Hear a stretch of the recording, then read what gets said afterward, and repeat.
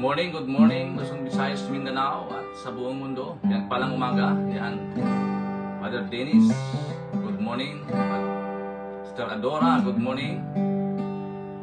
Nagpalang umaga po mga kapatid. Ayan. Sister Lolita, good morning. Blessed morning. Ayan. Purihin ng Diyos sa umagang ito. Sister Josephine Jongko, good morning po. Glory.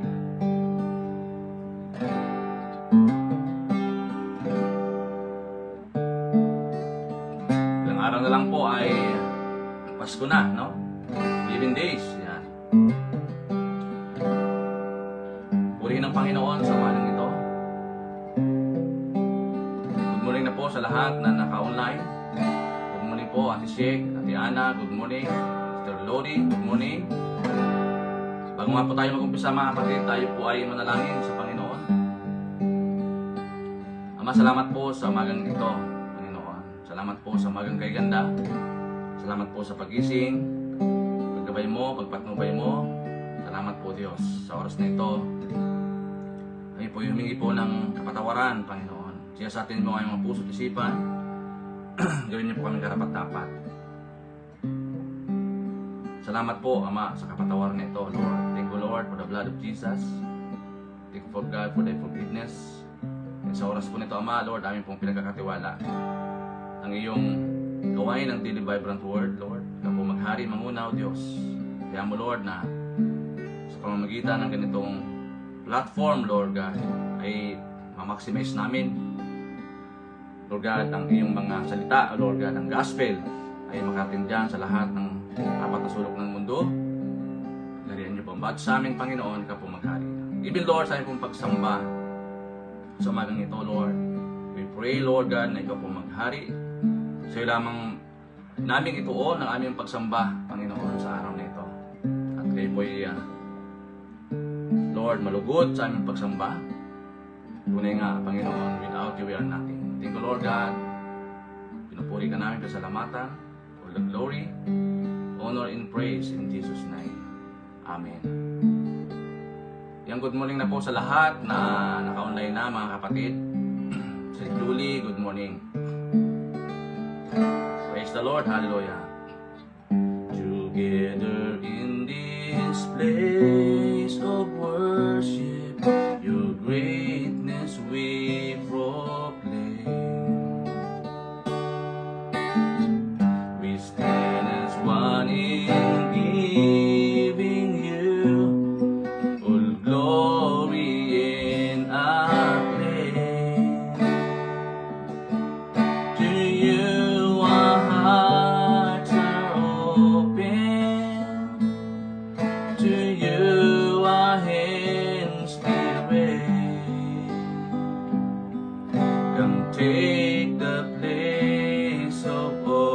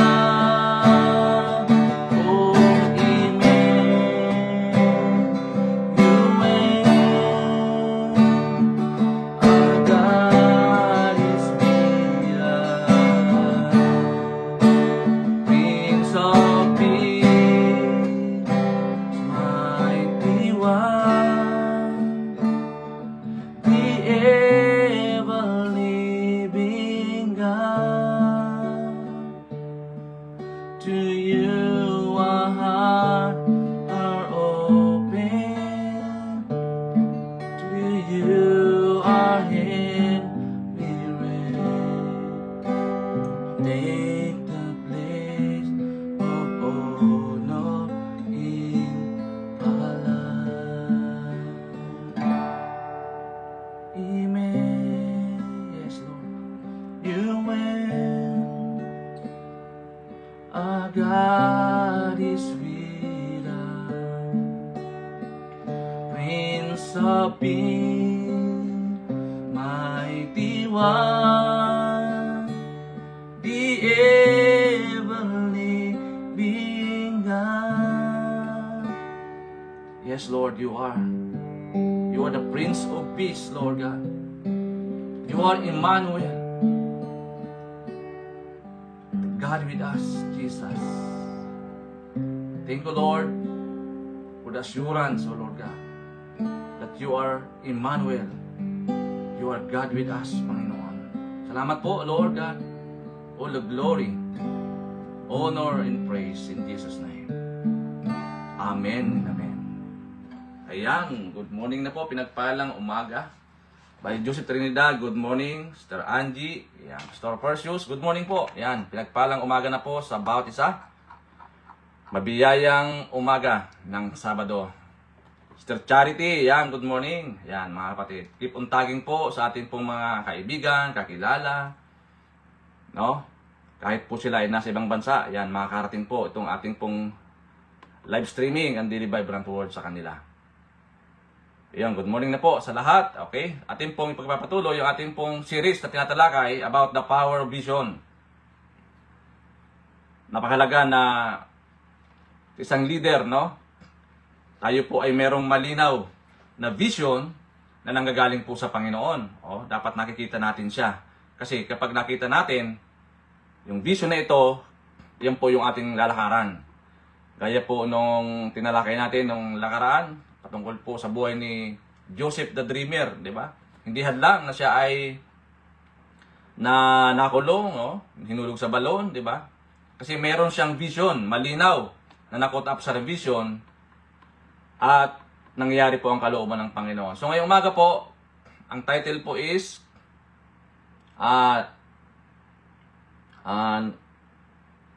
Vision builds the future. Yan. Tinatayo ng pangitain ang kinabukasan. Sa Nehemiah chapter 1 verse 3, ang ating pong text. Vision builds the future. Yan. Iba-iba man yung kapamaraanan ng Diyos sa bawat isa sa atin, patungkol po sa kanyang vision, pero tayo po ay kinomisyon ng ating Panginoon bilang isang leader na maging visionary.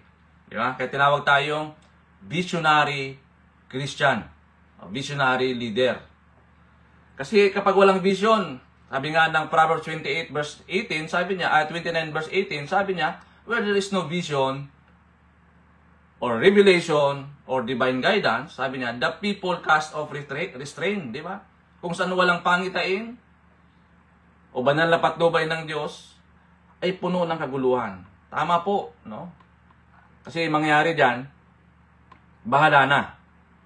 Bahala na si Batman.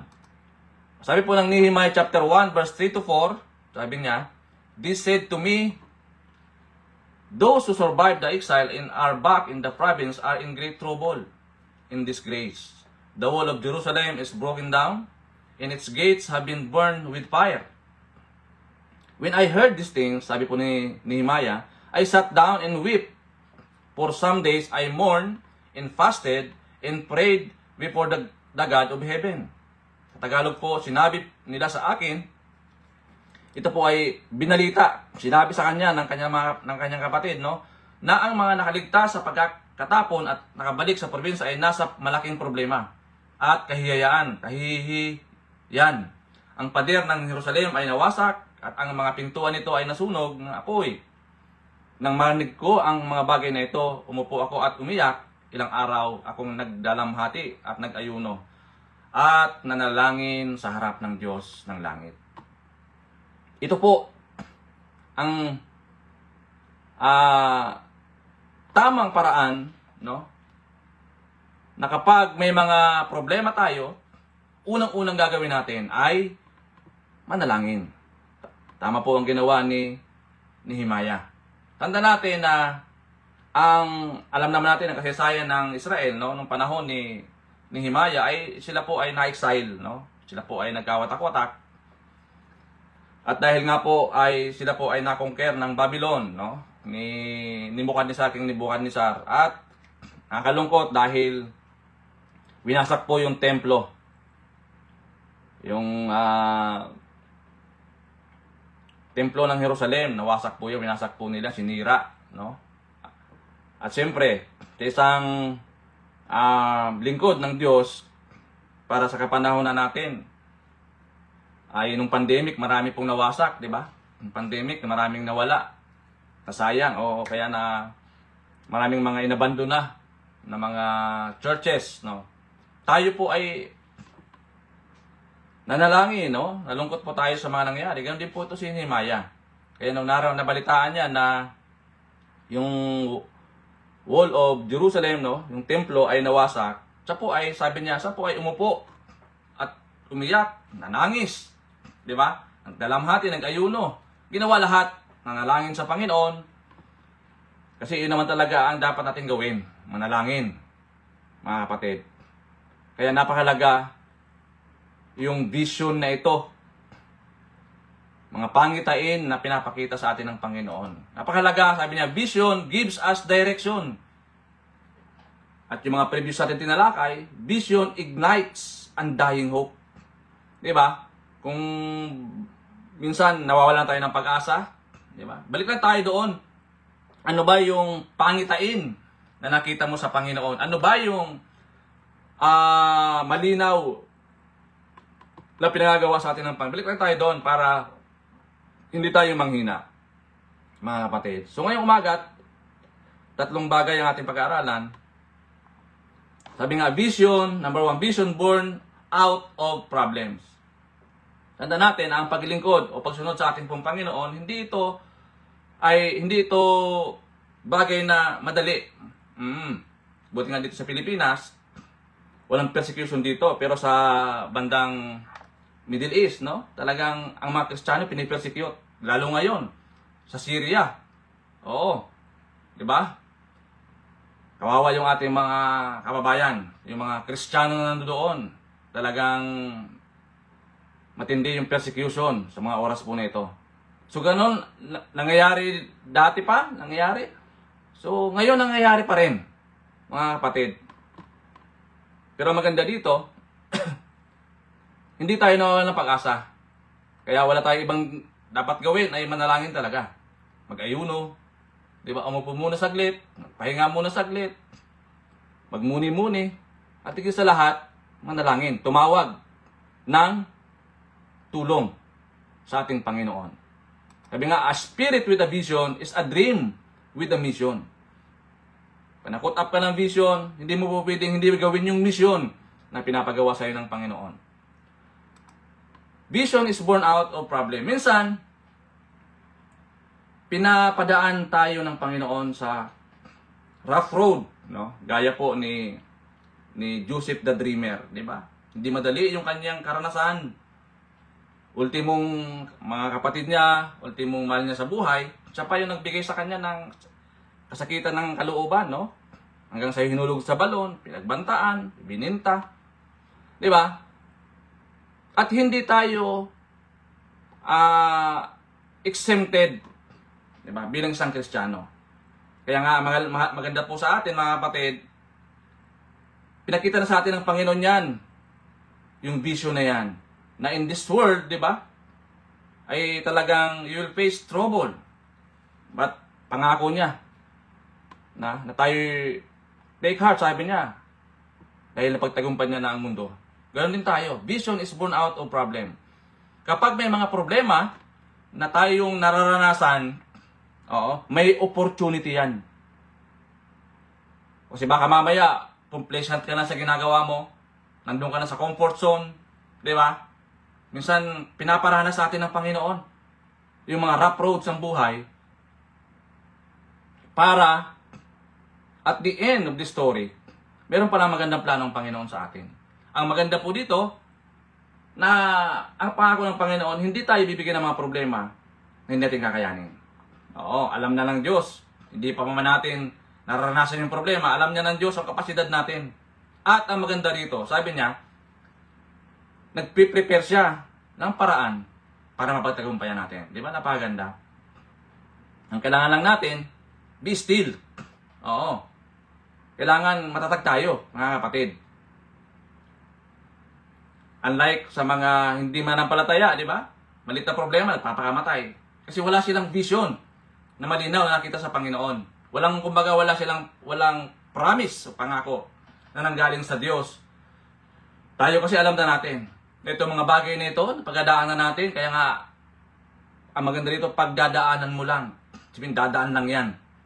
Hindi yan ay mananatili. Dadaan lang yan, mga problema na yan. At ang maganda dito, it is an opportunity, mga kapatid.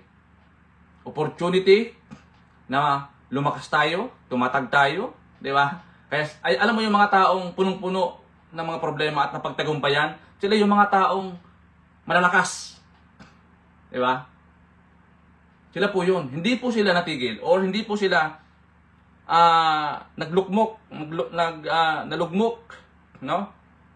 Kasi alam nila yung Diyos, may Diyos na kasama. Yun po yun, mga kapatid. Number 2, vision sees the solution to the problem.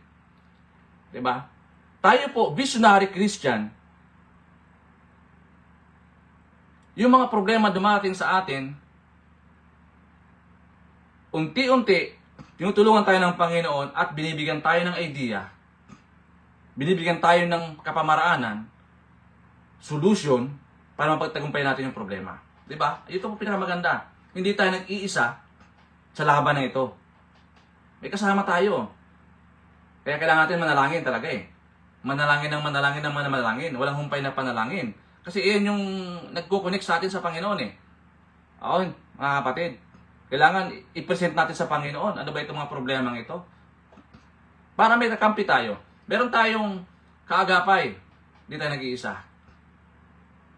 Yan po yung visionary Christian. Mga kapatid. Hindi siya na lilimitahan. Oh. Hindi siya sumusuko sa mga problema. Titingnan niya yung problema na isa itong opportunity para lalong magpursige, para lalong magsumikap sa paglilingkod sa Panginoon, mga kapatid. Diba? Iba-iba man yung mga sirkumstansya na ating nararanasan. Minsan sa pamilya, minsan sa trabaho, minsan sa ministry, di ba? Minsan sa eskwelahan, no? Sa mga kapatid na nag-aaral, no? May mga problema talaga nakaakibat na. Pero alam natin na ang Diyos ay ating kasama. Alam natin na ito'y pagdadaanan lang natin, madali natin na papagtagumpayan. Di ba, mga kapatid? Through prayer and supplication, sabi nga ng Panginoon, present. Di ba? Pinipresent natin sa Panginoon. Lord, ikaw na pong bahala, Panginoon. Without you, we are nothing. Di ba? Humingi tayo ng saklulo. Humingi tayo ng patnubay at gabay, revelation, guidance sa ating pong Panginoon. Why? Because siya ay sovereign. Alam niya lahat eh.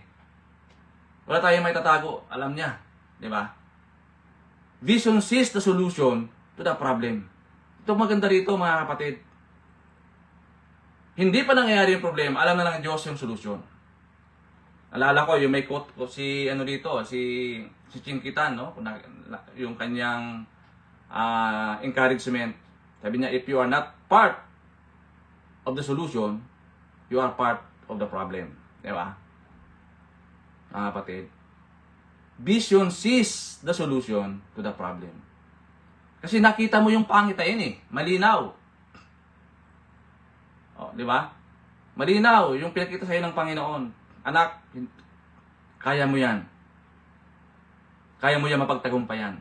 Dadaan ka lang sa proseso, may pagdadaanan ka, pero after that, tatagumpay ka. Di ba? Ayun po tayo. Ganyan po tayo tumingin doon sa mga problema. And vision, number 3, vision rallies people to a common goal. Hindi ito yung rally din sa kalsada, sinasabi rito. Ibig sabihin, pangunahan mo, sa leader, pangunahan mo yung mga tao to a common goal. Halimbawa, leader ka sa isang congregation, dalhin mo sila sa Lord, no? Leader ka sa campus, dalhin mo sila sa Panginoon. Hindi ito yung rally diyan sa kalsada na, di ba? Walang katapusan na pag-aaklas. Hindi po ito, mga kapatid. Sabihin, vision rallies people to a common goal.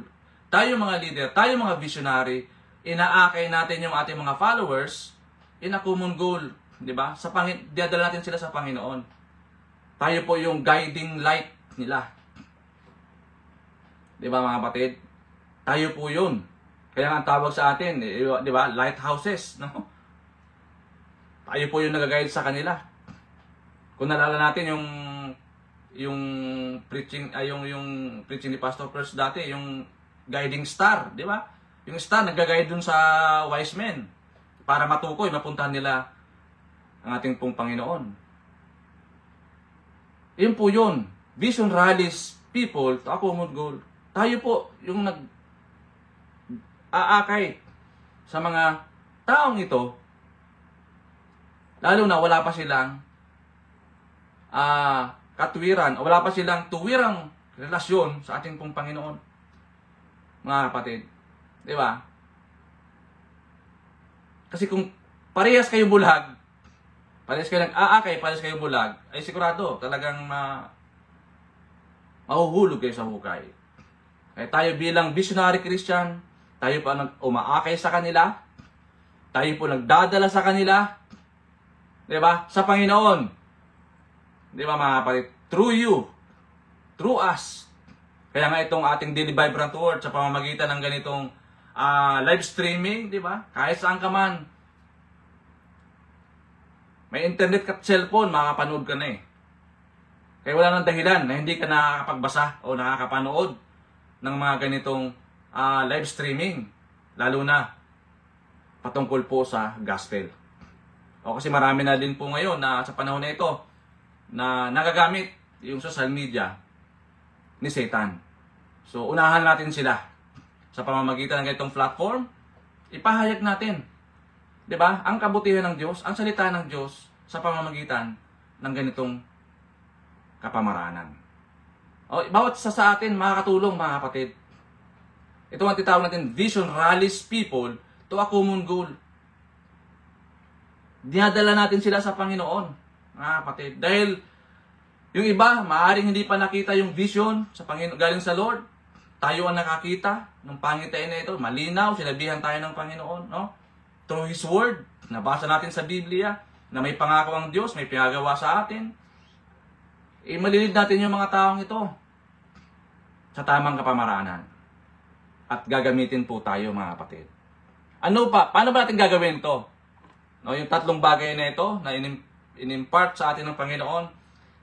Number one, take up problems as an opportunity. Gaya nga ng sinabi ko. Kapag may problema dumating, gawin natin itong oportunidad to pursue, diba? Na magpatuloy sa paglilingkod. Mga kapatid. Opportunities. Positive opportunities. Pag may problema. Number two, find a solution from God. Without God, we are nothing. No? Kung inaakala mo na kaya mo mag-isa, nagkakamali ka. Hindi natin kaya mag-isa. Kailangan natin ang ating Panginoon Jesus para mapagtagumpayan lahat ng mga problema. Di ba, mga kapatid? May problema yung templo, nawasak. Kaya nga si Nehemiah, siya po yung nag-rebuild, di ba? Ng wall ng Jerusalem. Yun po yung problema. Pero nakita niya yung problema as an opportunity. Kasi nga, ang ginawa niya sa inanalangin, nag-ayuno, di ba? Nagkaroon ng intimate relationship, intimate communication sa ating pong Panginoon. Dahil sa ganung ginawa niya, di ba, alam naman natin ang Panginoon. He is compassionate. Nakikita niya. Pag tama yung motibo ng puso natin, tama yung ginagawa natin, nalulugod ang Diyos. Di ba? At kapag nalugod ang Panginoon sa ating mga ginagawa, sigurado, tiyak, nasasamahan tayo ng Panginoon sa lahat ng ating gagawin. Tiyak na magtatagumpay tayo sa lahat ng ating mga gagawin. Why? Because kasama natin ang Diyos eh. Di ba? Kaya maraming failure ng mga Kristiyano. Bakit? Iniiwanan nila ang Panginoon. Akala nila kaya nilang mag-isa labanan. Hindi po, mga kapatid. Kailangan natin ang ating Panginoon. Diba? Malinaw po yun. Without God, we are lost. Without God, we are nothing. Without God, we are miserable. Okay? Number 3, as an application, rally people toward God. Dalhin mo ang Panginoon. Dalhin mo ang mga tao sa Panginoon. Diba? Kung may gift ka as evangelist, diba? Pastor, teachers, dalhin mo sila sa Panginoon. Dapat malinaw yung programa mo. Diba? Lalo patungkol po sa discipleship, irali mo yung mga tao toward the Lord. Hindi diyan sa kalsada. Diba? Ipaglaban yung ideolohiya. Di po. Kundi dalhin mo sila sa kapamaraanan ng Diyos, sa palatuntunan ng Panginoon. Ano ba yung pinapagawa ng Panginoon? Ano ba yung nais ng Panginoon para tayo magtagumpay? Diba? Kaya napakalaga yung influence.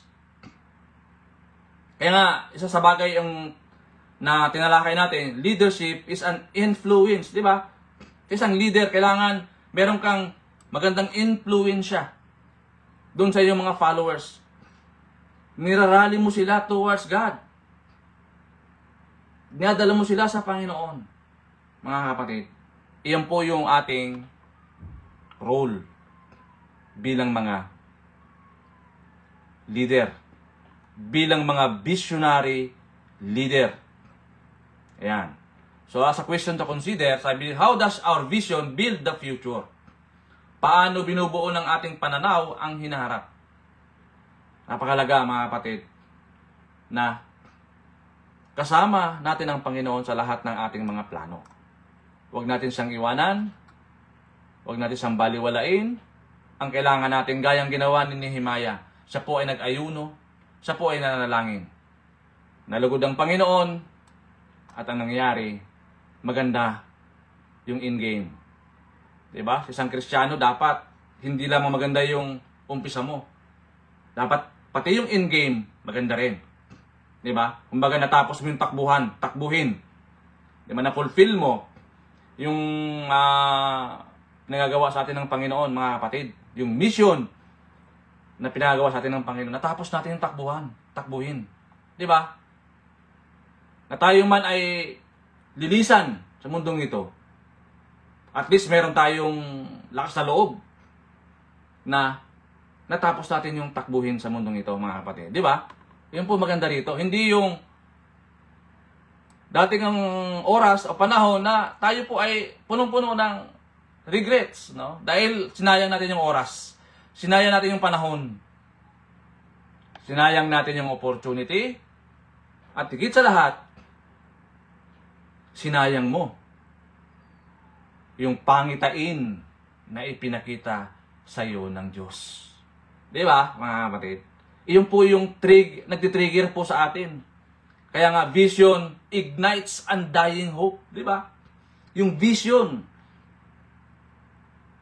na na-caught up ka ng vision, iyan po yung mag-ignites, mag-aapoy muli doon sa mga namamatay nating mga pangarap. At ang maganda rito, sabi nga, vision gives us clear direction. Di ba? Kumpas. Guiding natin, guiding light natin, para hindi tayo maligaw. Yung vision niya, yung the power of vision, mga kapatid. Napakalaga ito. So, yun lamang sa oras po na ito. Pero tayo pong mga napulutan dito ng encouragement, no? Sa bawat isa. Bilang pong leader, kailangan visionary tayo. Oo, kapatid. Malawak dapat ang pagtingin natin. 'Di ba? Hindi tayo dapat aligaga, no? O lulugo-lugo kapag may mga problema. Mga kapatid. Vision sees the solution to the problem. 'Di ba? Yun po napaganda. Dahil kasama natin ang Panginoon, hindi niya tayo iwanan, hindi niya tayo pababayaan, tiyak po, tayo ay magtatagumpay. Ayan, good morning na po, Sir Alicia, Brother Nilito. Ayan, hindi ko na nabasa yung iba. Sa ating 26 viewers sa umagang ito. So, mga kapatid, ang dalangin ko po sa umagang ito na ang maghapon na ito ay maging mabunga, mapayapa, maunlad, nalagit sa lahat sa ating mga gawain sa Panginoon. Doon ang ating pong mga GBCIM Holiday Kids, meron po silang kids camp, no? Ongoing po, kahapon pa hanggang mamaya, okay? Talagang napakasarap po, no? Na pati mga bata na involved, no, sa gawain ng Panginoon. Maganda po ito. Bata pa lamang sila ay nararanasan nila yung paglilingkod. It's a good thing, no? Bilang isang pamilya ay nakakataba ng puso, nakakatawa, no? Dahil ako, di ko po naranasan ng ganyan nung ako po ay naglumalaki, no? Kaya mapalad po ang mga bata ngayon dahil yung mga magulang nila, mga born again na. Hindi na mahirap, no? Unlike before, talagang mahirap. So, purihin po ang Panginoon sa umagang ito. At sino man ngayon po na nakakaranas ng mga pag-atake ng kaaway o depression, anxieties, ang dalangin ko na ang pabor ng Panginoon ay maranasan po ninyo. The peace that transcends all understanding, that will guard our heart and mind through Christ Jesus our Lord. Hipuin niyo po, Panginoon, ang kanilang mga puso. Higit sa lahat, Lord, sa mga kapatid namin na mayroong mga karamdaman ngayon. Dalangin ko, Lord, na hipuin niyo po ang kanilang mga buhay, tapikin ang kanilang mga balikat, at ipadaloy, Panginoon, ang kagalingan na nagmumula lamang sa iyo, Panginoon Diyos. Salamat po sa araw na ito. Maging Lord, sa aming po mga kapatid, nagdidiwan ng kanilang mga kaarawan, anniversary, wedding anniversary. Kami po ay nakikigalak sa kanilang mga pagdiriwang na ito. Lord, salamat po sa umagang ito.